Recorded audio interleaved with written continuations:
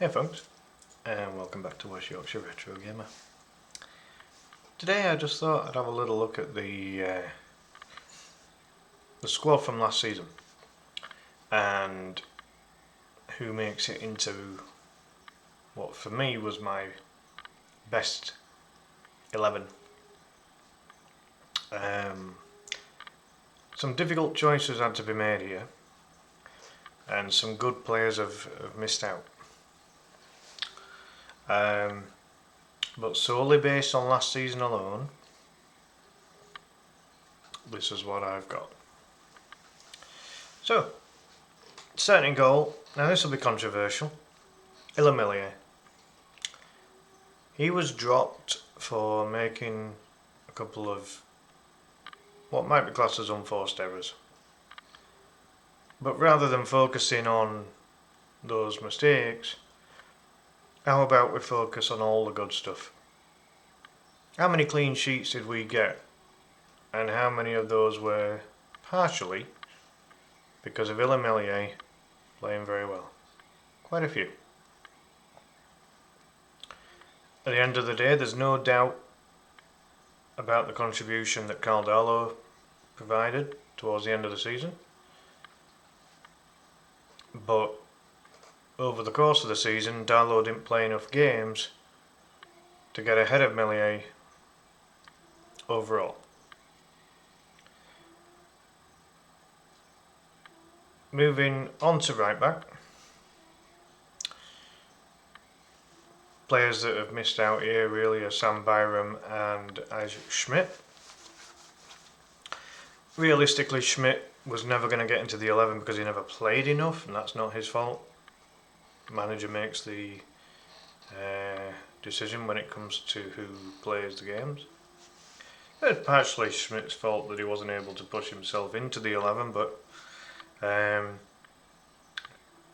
it's down to Daniel Farke as to who plays and who doesn't. So for me, Bogle gets in there. It's questionable about his defensive capabilities, but going forward, a beast. Absolute beast of a fullback. Very, very good. Got plenty of goals and assists and linked up very, very well with Dan James. So, yep, Jaden Bogle gets in there for me. Centre-back pairing. Bit of a no-brainer for me, really. You got Joe Rodon, who was an absolute beast and a rock for the majority of the season. And then you got Pascal Struijk, who an absolute beast of a defender himself, but a big threat from corners and free kicks. You know, Pascal's a goal-scoring centre-back. So for me, Pascal has to start, and ultimately gets the captain's armband for reasons that you can obviously see on screen. Other players who played at centre-back, you had the likes of Max Weber and Ethan Ampadu,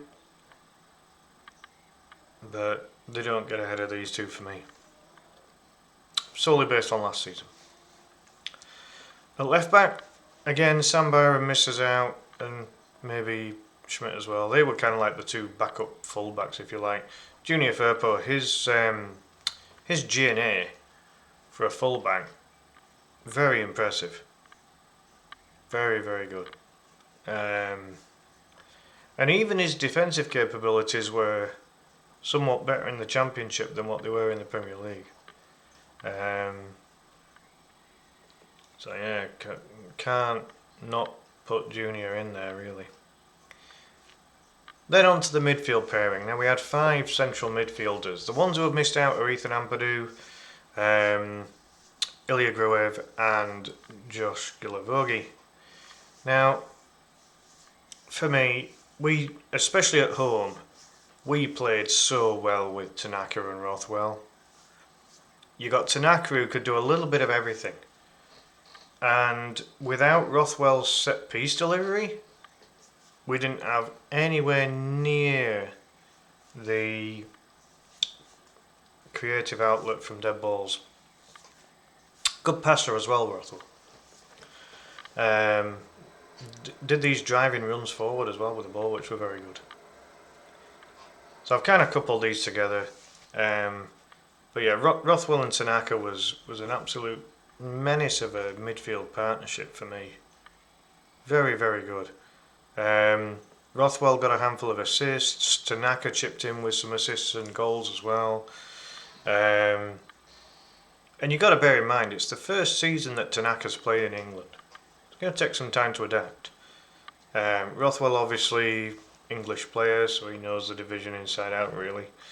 But they just gelled as a partnership. And, when you consider that the team and club captain Ethan Ampadu hasn't even made the 11, that speaks volumes. Now, away from home, I would probably have actually had Ampadu and Gruev over Rothwell and Tanaka. But at home, nah, gotta be Joe now, gotta be. For me, at least, anyway. Other people will have different opinions. I know there's one or two that aren't keen on Strout. There's one or two that believe that Ampadu has to start regardless, kind of thing. But this is just my own opinion, this. Everyone else's will differ. So moving on to the line of three behind the main striker. Right wing Dan James. He's had a great couple of seasons, hasn't he, with GNA. And you can't teach pace. And he's got it in abundance. James has to start. On the left, Mana Solomon. Very good season from the Israeli international. Very, very good. Again, like Dan James, got into double figures for both GNA from the wing. So, the two of them are just, they bossed the wings this last season just gone. They really did. And they were keeping out two very, very good wingers in Will Nonto and Laji Ramazani, who again, both of them chipped in with a good amount of GNA. But James and Solomon were just so good. Everything we did came through those two boys. Brendan Aronson, not a bad season for him either. He had a lot to prove. And in the end, I'd say the first half of the season, excellent. Second half, tailed off a bit. But he didn't have anyone to even deputise. He was the only natural 10 in the squad. I say natural. He was the only one that could play there with an air of confidence. You could move any of the wingers into the 10, or maybe even one or two of the strikers, but it never really worked. So Brendan was the best of the 10s. And as I say, not a bad season from him. Not bad. And then up front, Joel Pirro. Bearing in mind he didn't start the season as the main number 9, Matteo Joseph did. So Joel Pirro has ended up with 19 goals and he hasn't even started 46 games. So it's not a bad return. It was in a season where nobody from any club got 20 goals or more in the Championship. So that says a lot. But Joel did finish as the top scorer for the season. So players missing out. You got Patrick Bamford, who suffered with a lot of injury. Didn't score at all last season. Mostly because of the fact that he was injured all the time. Did get a few minutes here and there once he got fit, but never hit the ground running. Matteo Joseph, he started as the main number 9, but you could tell there's a lot of talent there. But you could tell after a few games he wasn't ready. So yeah, this is what I deem to be the best 11 that Leeds had last season. Certainly at home. Away from home, might have made one or two changes. No, at Ellen Road, for me, this is the best lineup we had. And what a lineup. for that level. Very, very good. The goals and assists speak volumes and speak for themselves. The number of clean sheets also speak for themselves. Just an all-round good team performance. Now you could argue with maybe Stroud because he got injured for a fair chunk of it, but I felt that we were playing very well with Stroud in the team. I don't like Ampadu at centre back. I prefer Ampadu in midfield, but then certainly at home, does Ampadu get ahead of Rothwell and Tanaka? Not for me.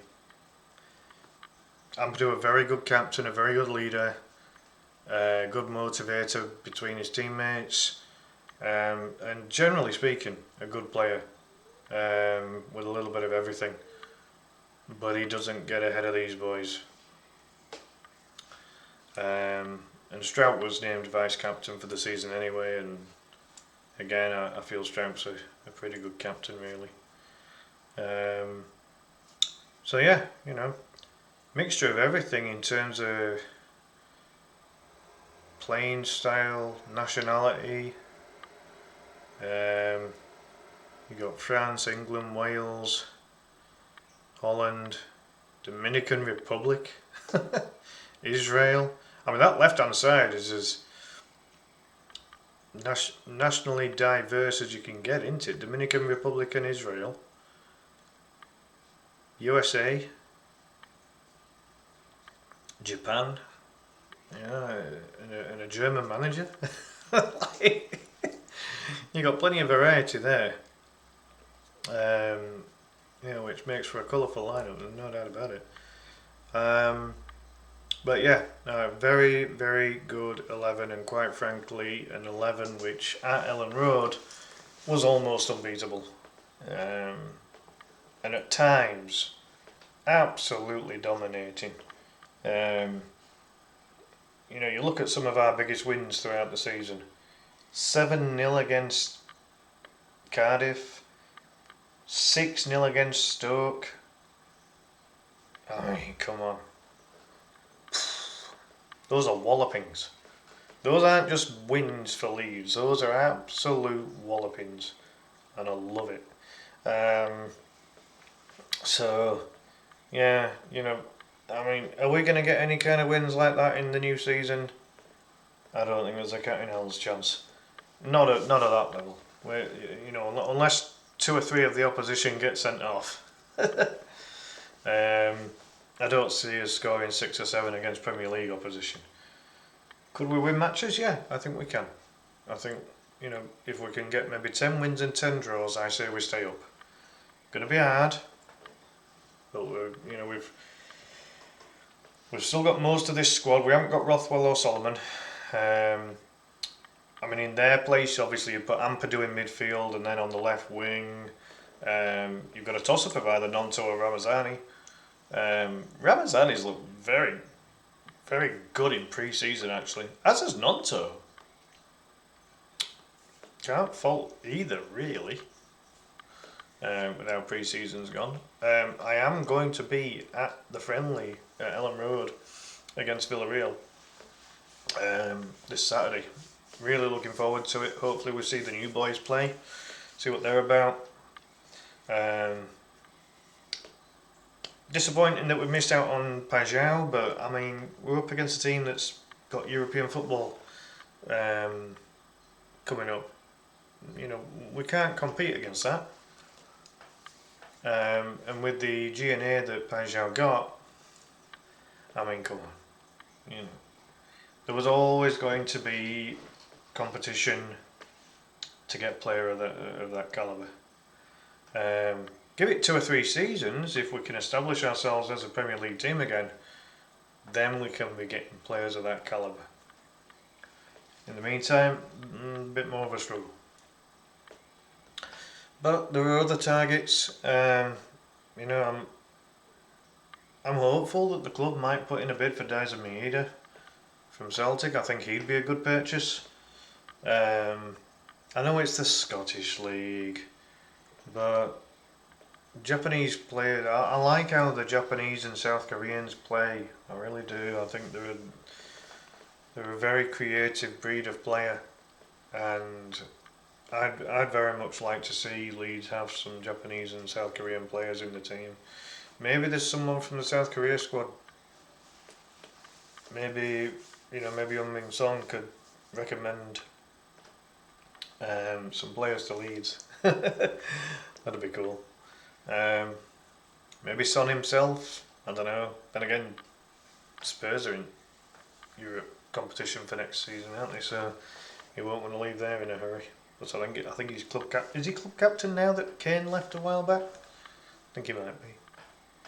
Anyways, I digress. But yeah, how many of this lineup, obviously minus Solomon and Rothwell, how many of this lineup get in? Oh, and Firpo actually, he's gone. Sorry, Firpo's gone as well. But how many of this lineup get into potentially a Leeds 11 for this coming season? I would say, certainly either the 11 or the subs bench. Dan James, Jayden Bogle, Strauch and Roden. I'm anticipating that Illa Melier is going to get a move elsewhere because of the fact we brought in Lucas Perry. Melier is not going to sit around being the second choice goalkeeper. Different with Darlow and Keynes. I think they're just happy to help the team and play when they're needed. But Melier won't stick around, so I think James, Bogle, Roden, Strauch, Tanaka and Pirro. I just wonder if maybe Aronson gets sold on, because I don't think we're going to be playing 4-2-3-1 this season coming. I think we're going to go more to it's kind of like a 4-3-3 in possession and a 4-5-1 out of possession.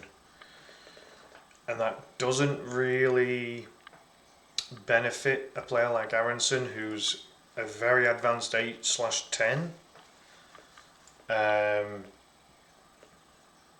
The only other problem with Brendan Aronson is that we bought him for about £22 million.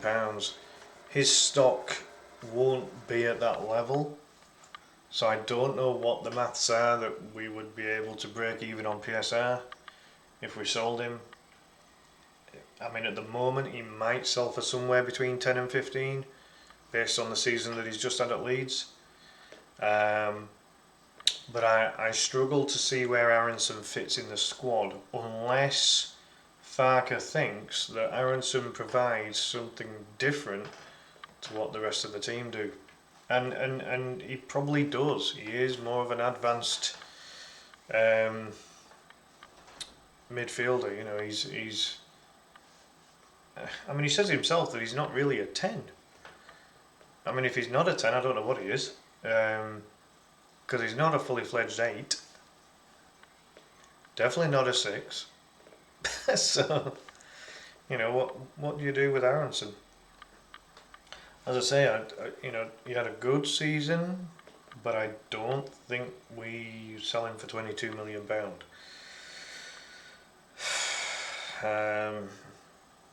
As I say, I think his book value is going to be somewhere between 10 and 15 at the moment. So I don't know.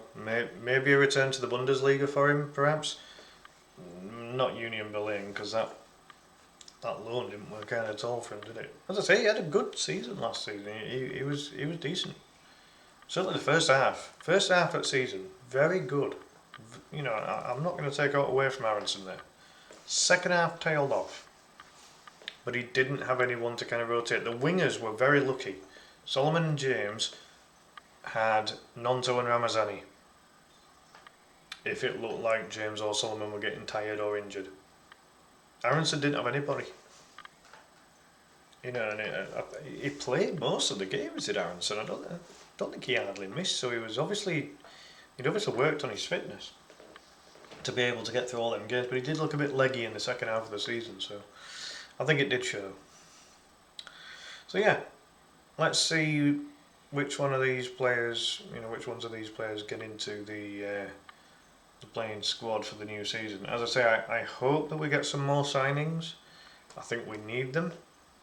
I mean, we currently have Perry in goal, Goodmanson left back, Biol and Bornau centre back, midfield Stack and Longstaff.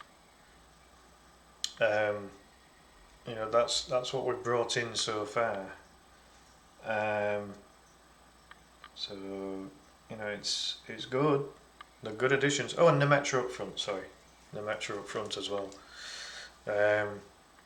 You know, so it's quite good, but I do feel we need 12 signings in total. I feel we need a new 11, and because we're going to be losing 2 strikers in the shape of Joseph and Bamford, Nemetra's coming on a free,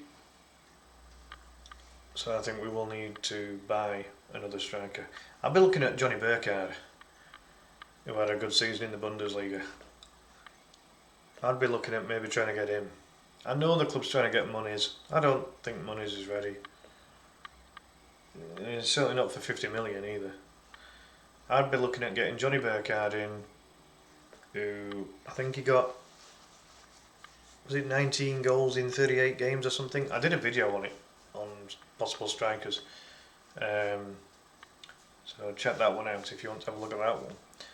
But yeah, I think if we were to sign John Burkhardt, get him up front, as I say, proven goal scorer at a good level. Nemetra then fills the space on the bench, and then we need a couple of wingers.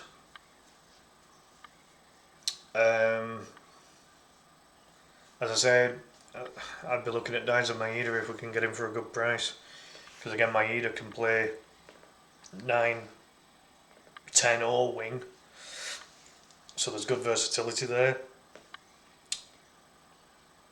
The other wing, I'm not too sure at the moment. I'm kind of mulling over options on that one. I think that if we are going to play with 3 midfielders, I think that maybe Alvin Sanchez would be an interesting option. He's probably a bit closer to an 8 than what Aronson is, so I feel that maybe Sanchez could be a good option.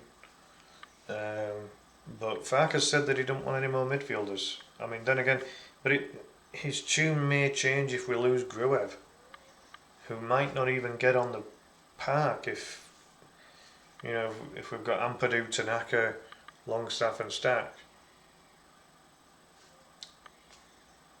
I don't know. You know, we've got 5 central midfielders at the moment, and they're all good. So I don't know. We'll see on that one. Centre back as well. I mean, you know, I hope we don't get rid of Strauch. You know, him and Biol, you know, they're going to battle it out. Bearing in mind, Strauch's got experience in the Premier League with us, and he's been one of the club's vice captains. Him and Rodon are a very good centre back partnership. You know, just because we've got Biol, I don't think we get rid of Strauch. The only way we get rid of Strauch is if he wants to go. I hope Strauch doesn't want to go, and I hope we can keep Strauch fit for a full season. I think Strauch's a very important part of the squad. I really do.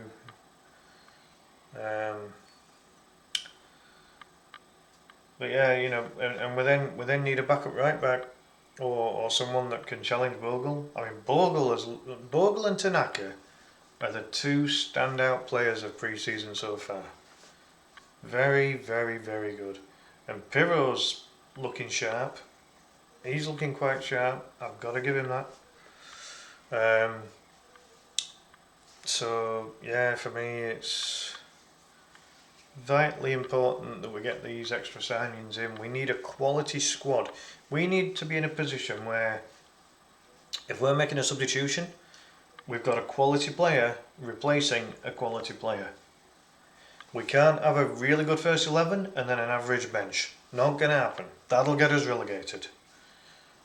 We need a quality squad, which I think the club's trying to do. The club's trying to build that. But we're not there yet. We're not there yet. So, you know, with the additions that we've got at the moment, and they're good. I mean, Lucas Perry's a good goalkeeper. I think Gudmundson's going to be a good left back, you know. I like the look of Gudmundsson so far. The little bit that I've seen of him in pre-season. I'm looking forward to seeing what Gabby Gudmundsson can do. Definitely looks useful. Definitely looks useful. I think that's a good buy.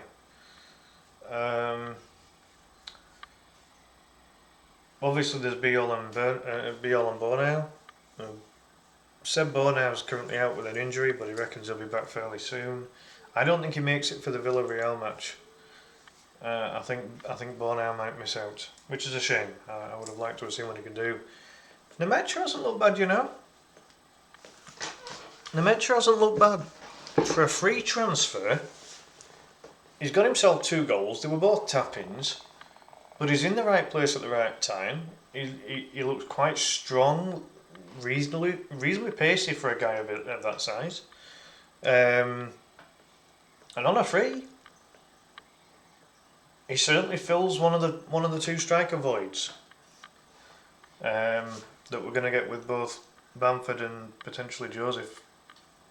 You know, I think Bamford gets sold, and I think Joseph gets loaned out, which, you know, would work out for everybody in that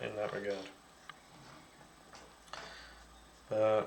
No, the signs are good. I thought we played well against Man U.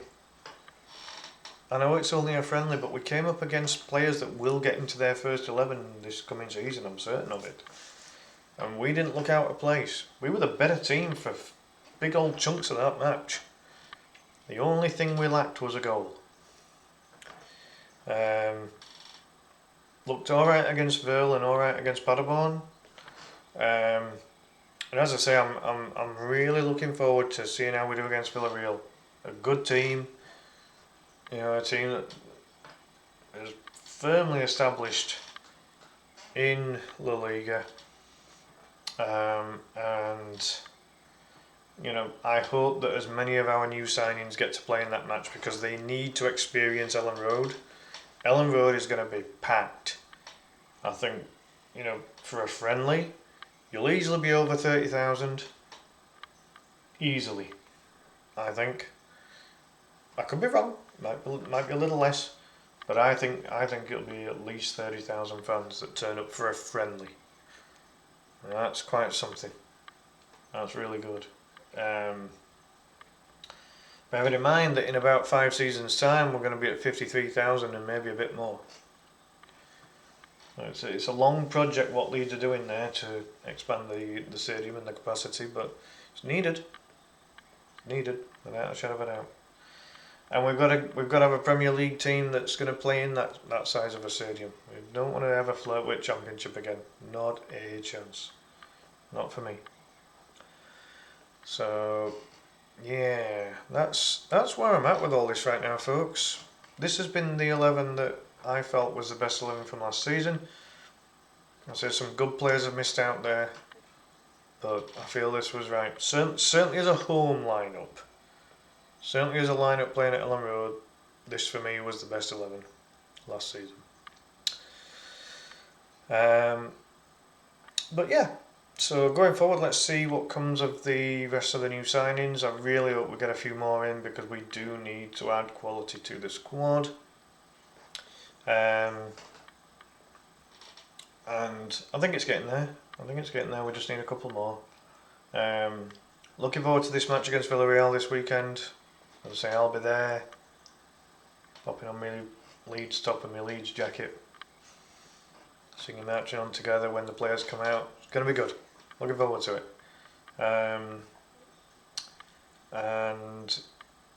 And then you know, we crack on then, don't we? We've got another friendly against AC Milan. I think that's been played in Ireland.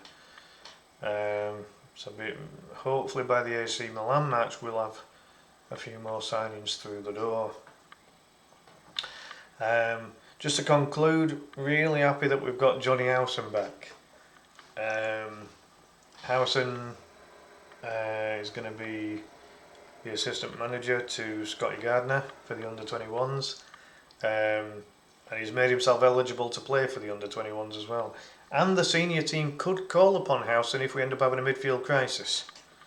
I think they can register him as a player. I think.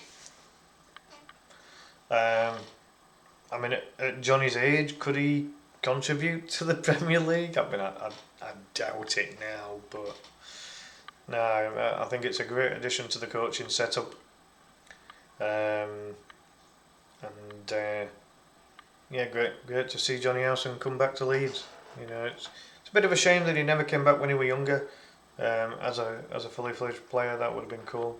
But yeah, it's good to see that he's going to start learning how to be a coach at the club that brought him through. Great stuff.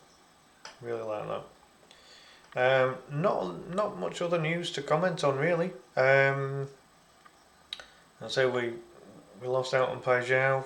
There'll be other targets, I'm sure. Howson's come in and joined the coaching setup for the under-21s.